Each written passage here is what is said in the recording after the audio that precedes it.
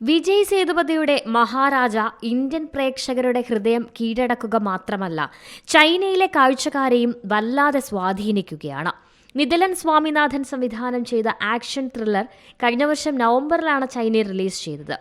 2018 മുതൽ ചൈനയിൽ ഏറ്റവും കൂടുതൽ കളക്ഷൻ നേടിയ ഇന്ത്യൻ ചിത്രമായി മഹാരാജ മാറിക്കഴിഞ്ഞു. തമിഴ്നാട്ടിൽ വൻ ഹിറ്റായ ചിത്രം തെലുങ്ക് സംസ്ഥാനങ്ങളിലും ഒരേ ദിവസം റിലീസ് ചെയ്തിരുന്നു. തെലുങ്ക് പതിപ്പും പ്രേക്ഷക ഹൃദയം കീഴടക്കി കഴിഞ്ഞു.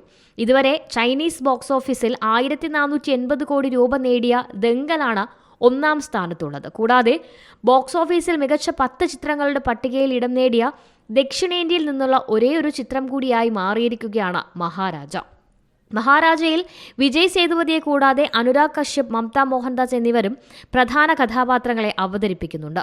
ജൂൺ 14 ഇന്ത്യയിൽ റിലീസ് ചെയ്ത ചിത്രം നിലവിൽ നെറ്റ്ഫ്ലിക്സിലും ലഭ്യമാണ്. Entertainment desk, C Malayalam news.